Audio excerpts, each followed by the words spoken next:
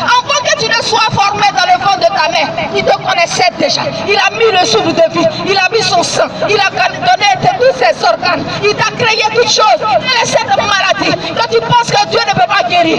Quelle est cette maladie que les médecins t'ont diagnostiqué? Quel est cet enfant que tu cherches et tu penses que le Dieu qui a donné la vie, il ne peut pas te donner cet enfant que tu cherches? Quel est cet argent que tu cherches, pour laquelle tu vas tisser des alliances, pour laquelle tu es rentré dans l'occultisme, dans les voies, les marabouts, les féticheurs, tu fais tout, tu vends, mais c'est les marabouts, mais rien de bon ne sort. Quel est cet argent? La Bible dit que l'or et l'argent appartiennent à Dieu, c'est selon sa gloire et sa richesse qu'il va te bénir. Bien-aimé, il n'y a rien dans tout cela, c'est le mensonge du diable.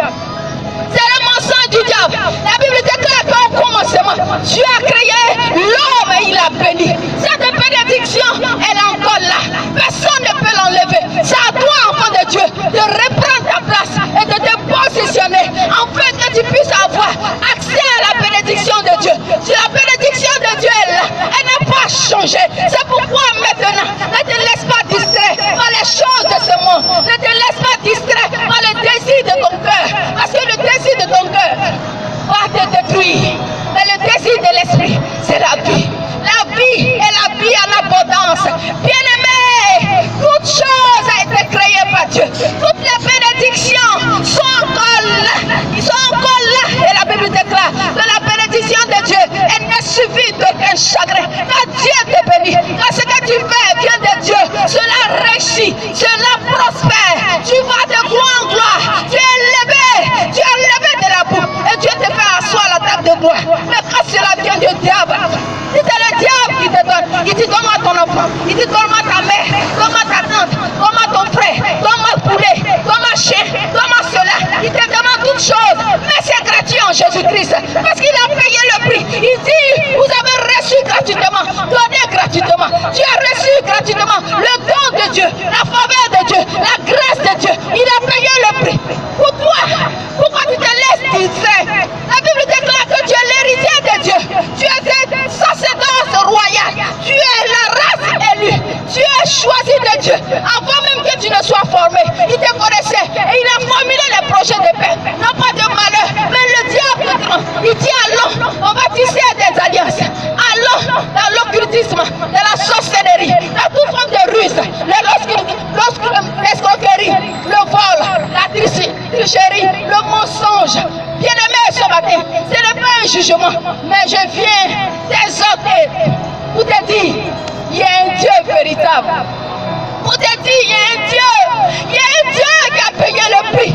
Il y a Jésus-Christ qui m'a sauvé, qui m'a lavé. Autrefois, qui vivait dans le péché. Autrefois, il ne peut pas se tenir parce que sa vie ne glorifiait pas Dieu. Et Dieu m'a lavé, Seigneur.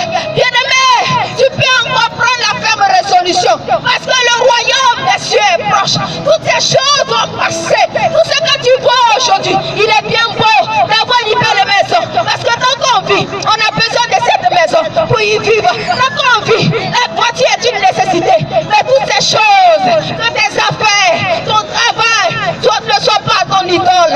Parce que toutes ces choses, tu vas laisser. Ta maison pour laquelle tu n'es pas hospitalier, tu ne veux pas recevoir quelqu'un. Le jour où tu vas mourir, c'est eux qui vont posséder cette maison. C'est eux qui vont rouler cette voiture à ton funérail.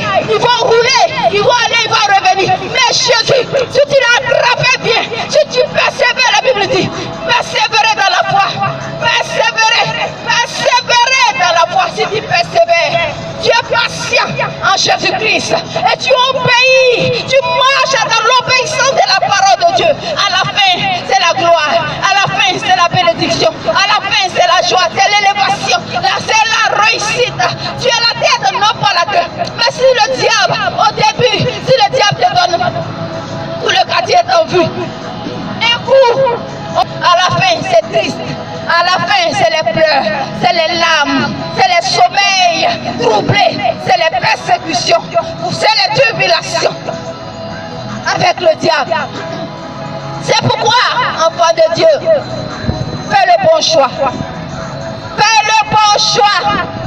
Fais le bon choix aujourd'hui. Ce n'est plus après la mort qu'on va faire les homélies. Ce n'est plus après la